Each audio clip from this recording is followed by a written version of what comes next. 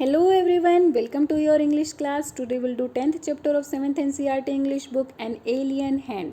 Before you read, chapter को read out करने से पहले हमारे लिए यहाँ पर एक इन्फॉर्मेशन दी हुई है, तो हम पहले उसी को रीड करेंगे. ओके, तो चलिए स्टार्ट करते हैं. Have you heard of the Viking mission to Mars? क्या आपने मार्स के वाइकिंग मिशन के बारे में सुना है?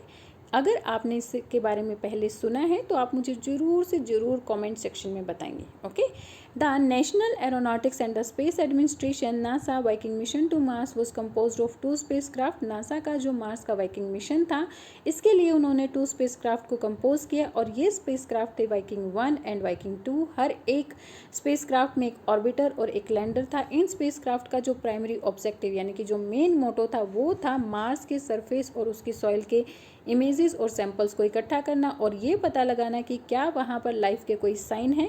वाइकिंग 1 को 20 अगस्त 1975 में लॉन्च किया गया था, जो कि 19 जून 1976 में मार्स पर लैंड कर गया था.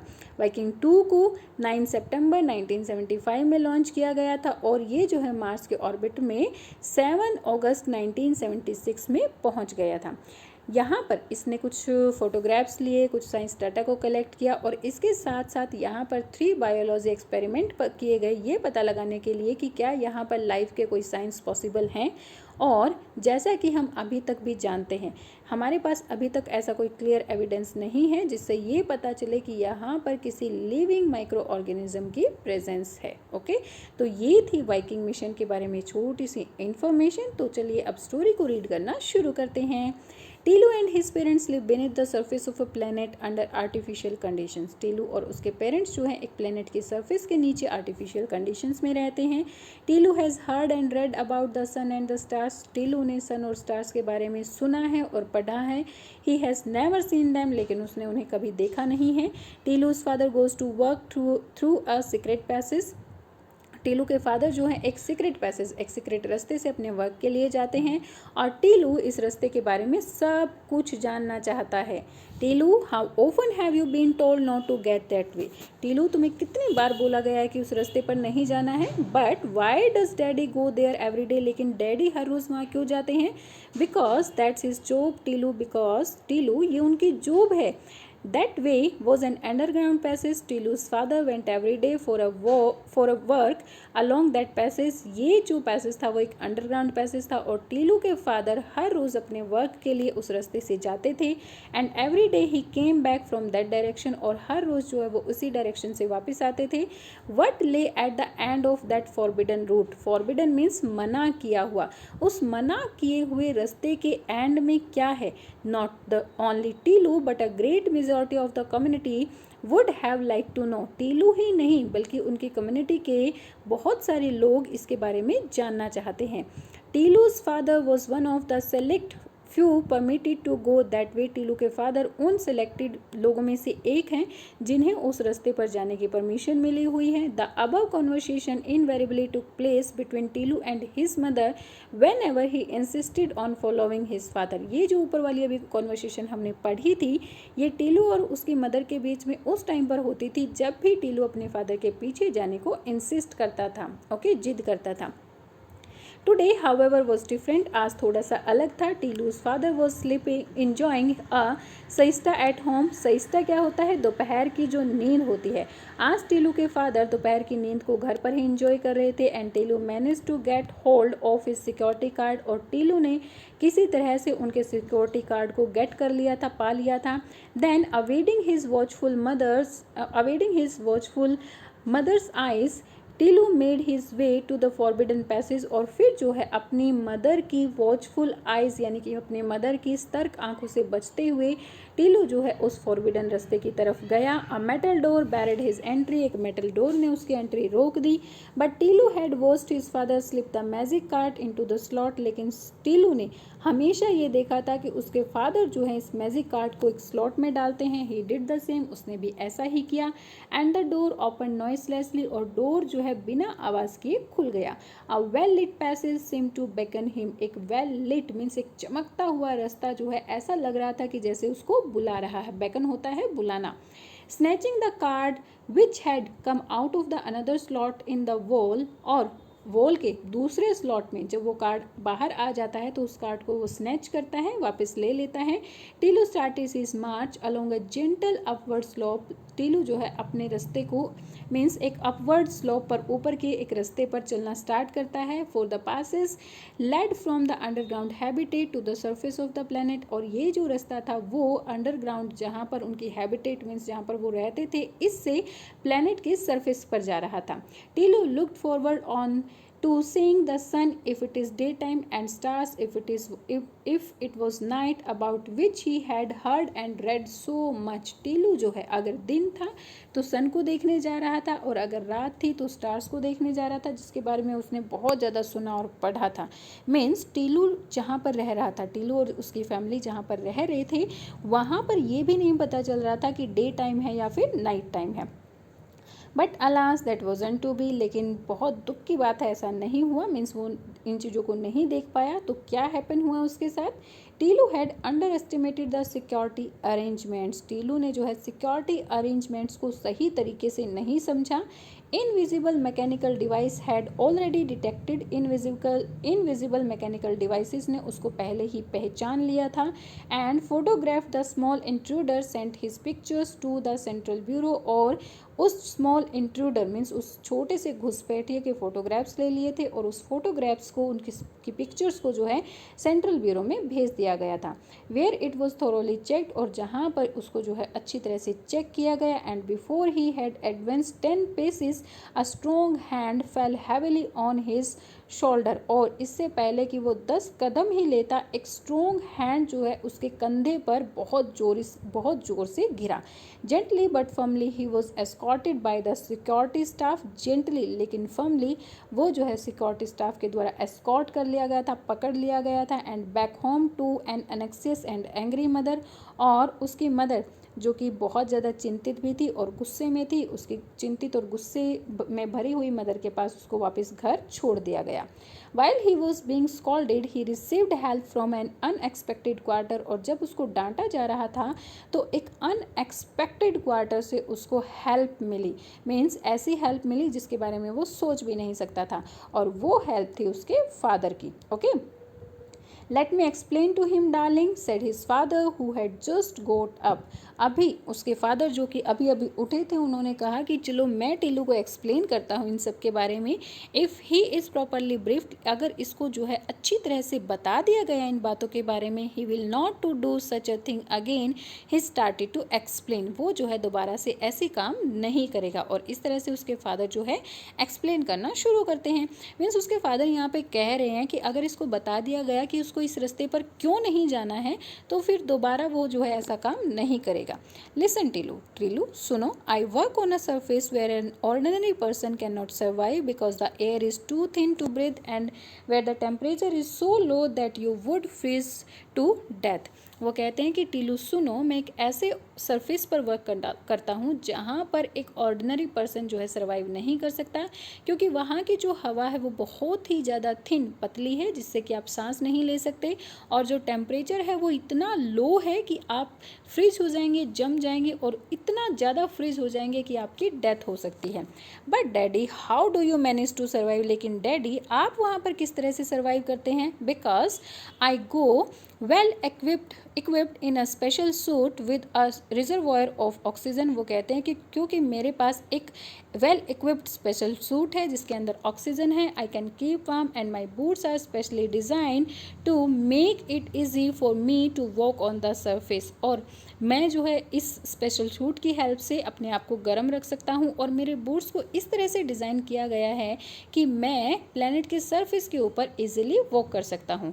That's more, I have been train to survive and work on the surface. और इससे भी ज़्यादा मुझे ट्रेनिंग दी गई है कि कैसे मुझे सरफेस के ऊपर सर्वाइव करना है और वर्क करना है। Okay, there was a time when our forefathers lived on the surface quite naturally. एक टाइम था जब हमारे पूर्वज जो है इस सरफेस के ऊपर नेचुरली रहते थे, प्राकृतिक तरीके से रहते थे, क्योंकि अब तो वो आर्टिफिशियल वे में रह रहे हैं।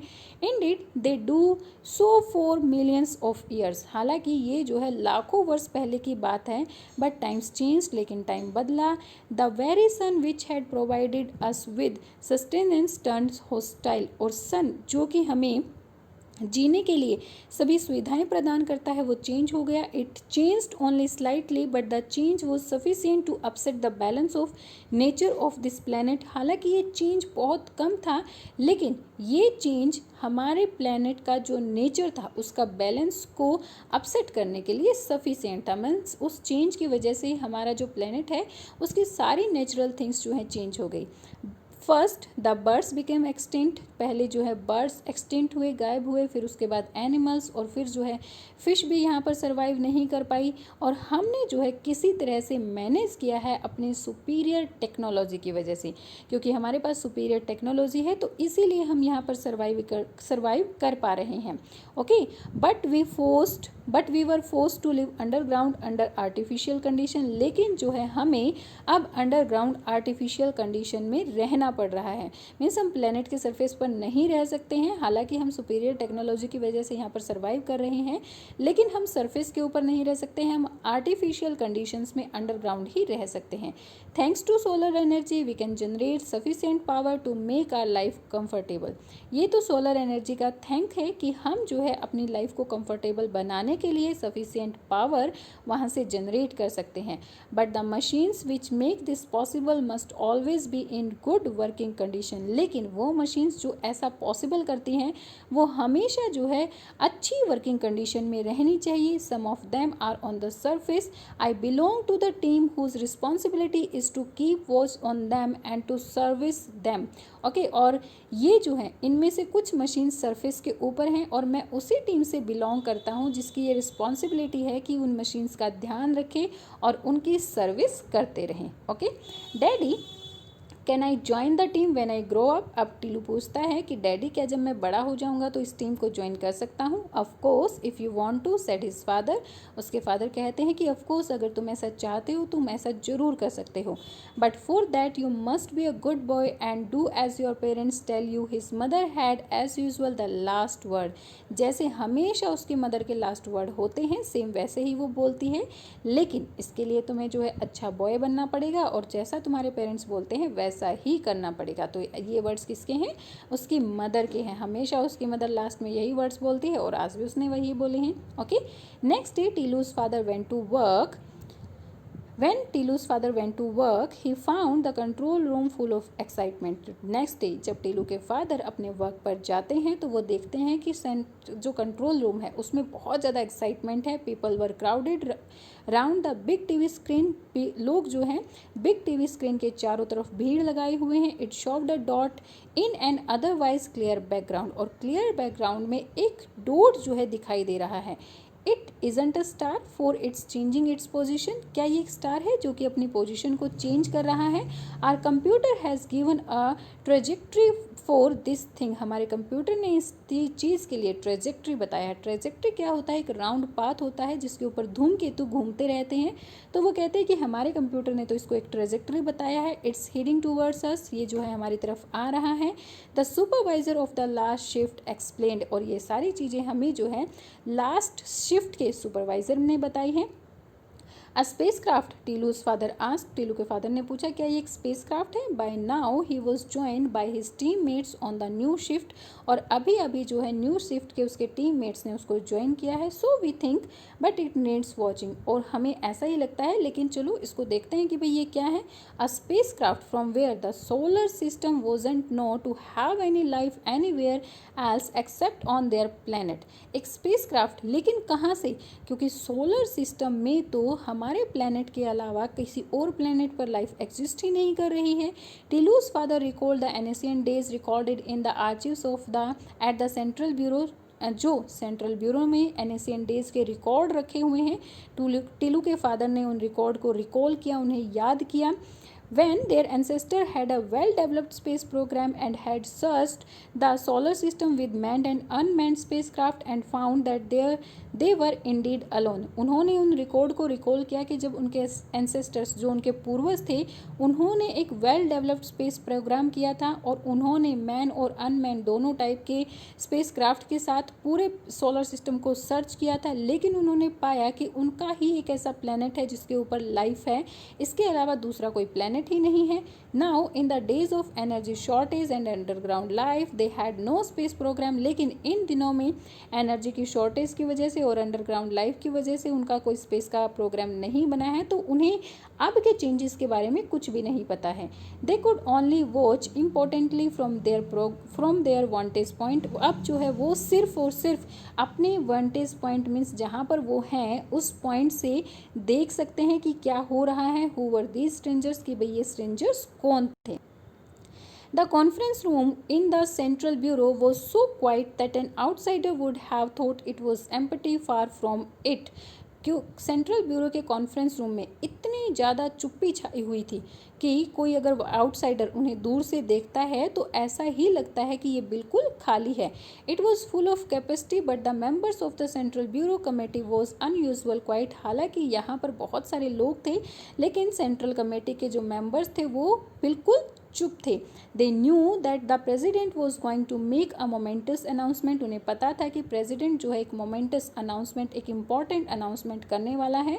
Colleagues, I will give you the report as I have it.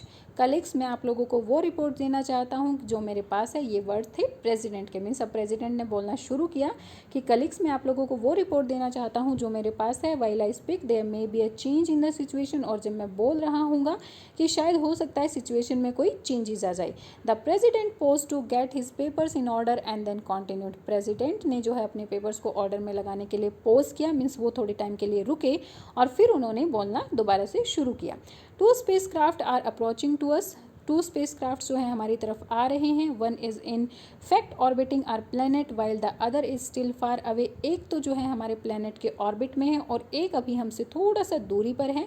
We guess that they are coming from our neighbouring planet. हमें लग रहा है कि शायद वो हमारे नेबरिंग प्लेनेट से आए हैं। How should we react? Number 1 your views please. President अब पूछते हैं कि नंबर 1 आपके क्या व्यूज़ हैं, इसके बारे में आपके क्या विचार हैं, प्लीज़ बताएं कि हमें किस तरह से रिएक्ट करना चाहिए।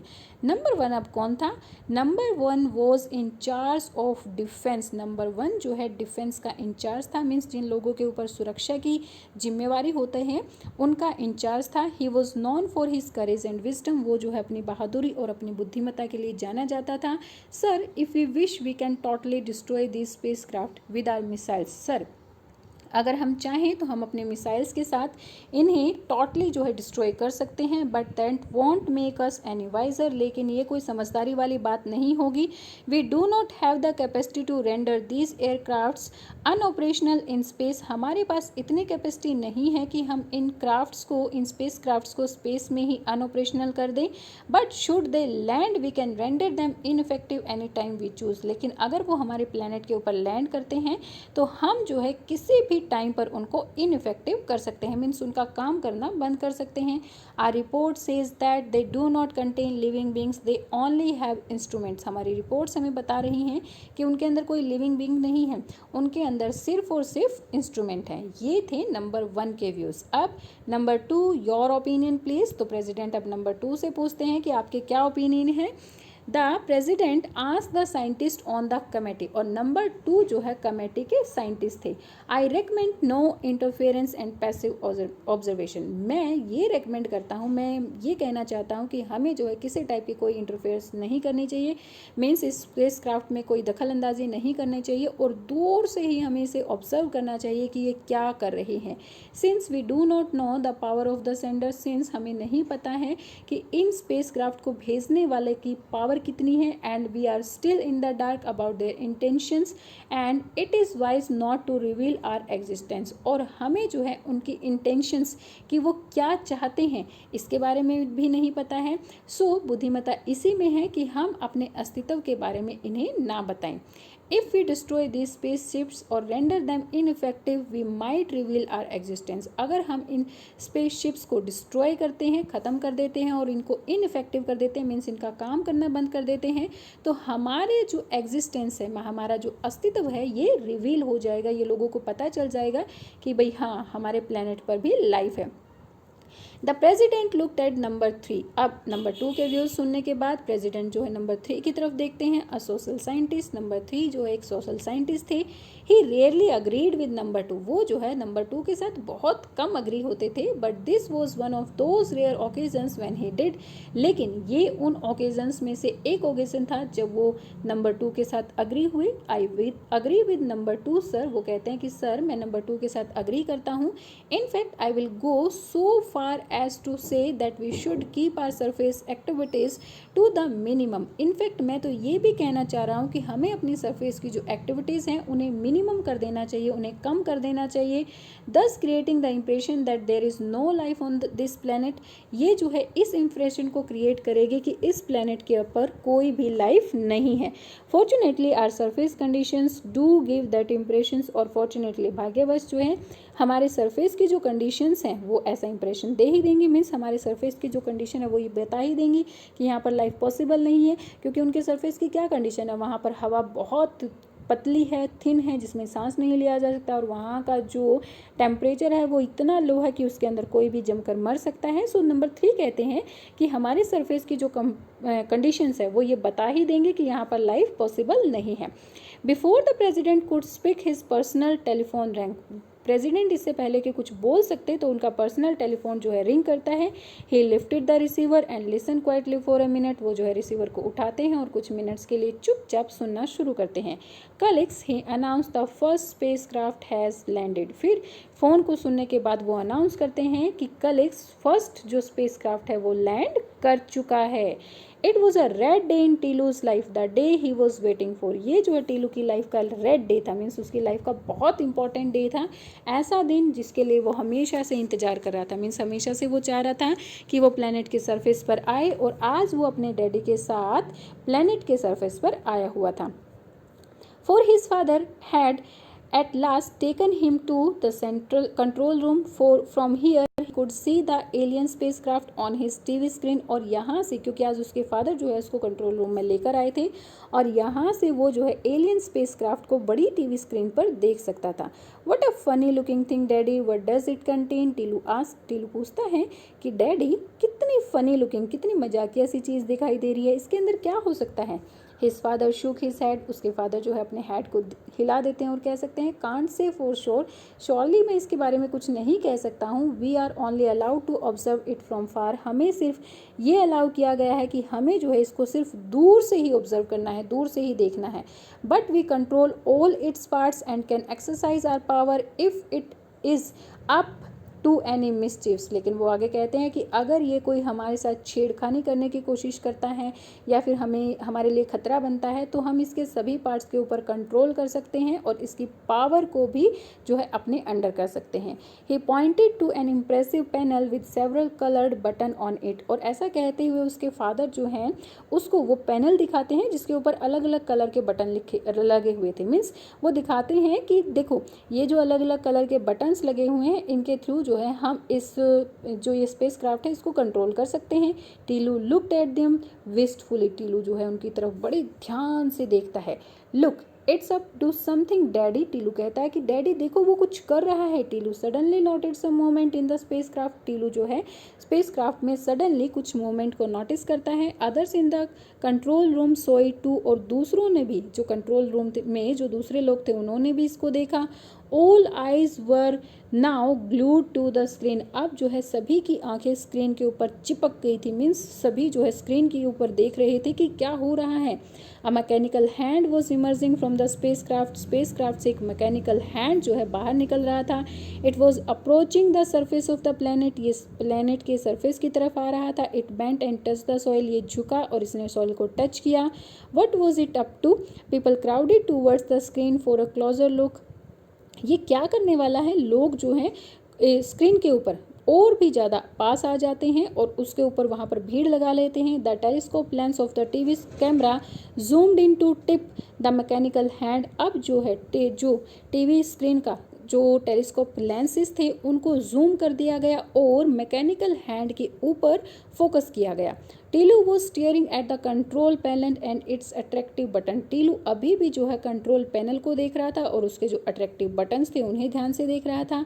And irresistible desires got hold of him to press the most prominent of all buttons, the red one। और जब वो अपनी इच्छाओं को नहीं रोक सका, मीन्स वो जो है उस कंट्रोल पैनल के बटन्स को छूना चाह रहा था, सो अपनी ना रोक जाने वाली इच्छा की चलते उसने जो है वहाँ जो most prominent means important main, जो मेन बटन था रेड बटन, उसको मूव कर देता है। He move that button.